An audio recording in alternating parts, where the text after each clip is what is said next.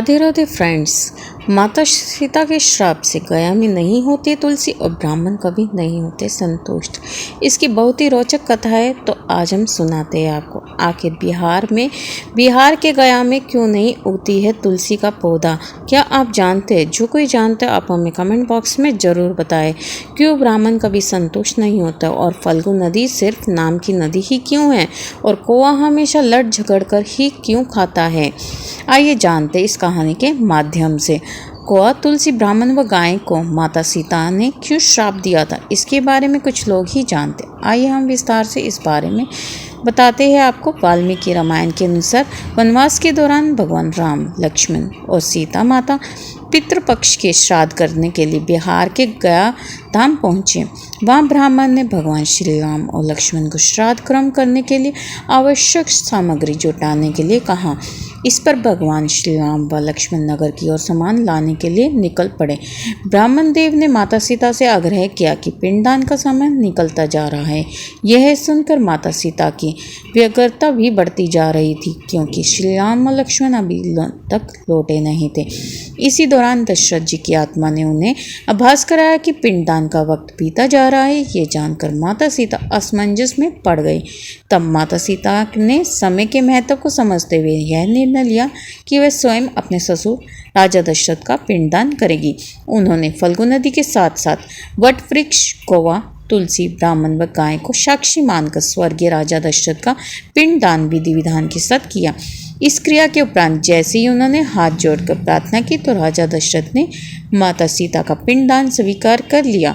माता सीता इस बात से प्रफुल्लित हुई कि उनकी पूजा दशरथ जी ने स्वीकार कर ली है। इसके बाद उनके मन में संशय भी हुआ कि प्रभु श्री राम इस बात को नहीं मानेंगे, क्योंकि पिंडदान पुत्र के बिना नहीं हो सकता है। थोड़ी देर बाद भगवान श्री राम और लक्ष्मण सामग्री लेकर आए और पिंडदान के विषय में पूछा। तब माता सीता ने कहा कि समय निकल जाने के कारण उन्होंने स्वयं पिंडदान कर दिया। प्रभु श्री राम को इस बात का विश्वास नहीं हो रहा था कि बिना पुत्र और बिना सामग्री के पिंडदान कैसे संपन्न और स्वीकार हो सकता है। इसके बाद माता सीता ने कहा कि वहां उपस्थित फल्गु नदी, तुलसी, कौवा, गाय, वट वृक्ष और ब्राह्मण श्राद्ध कर्म की गवाही दे सकते हैं। भगवान श्री राम ने जब इन सब से पिंडदान किए जाने की बात सच है या नहीं पूछा, तब फल्गु नदी, गाय, कौवा, तुलसी, ब्राह्मण पांचों ने प्रभु राम का क्रोध देकर झूठ बोल दिया कि माता सीता ने कोई पिंडदान नहीं किया है। वट वृक्ष ने सत्य कहा कि माता सीता ने सबको साक्षी मानकर विधि पूर्वक राजा दशरथ का पिंडदान किया है। पांचों साक्षी के झूठ बोलने पर माता सीता ने क्रोधित होकर उन्हें आजीवन श्राप दे दिया। इन्हें मिला था श्राप कि फल्गु नदी को श्राप दिया कि वह सिर्फ नाम की नदी रहेगी, उसमें पानी नहीं रहेगा। इसी कारण फल्गु नदी आज भी गया में सूखी है। गाय को श्राप दिया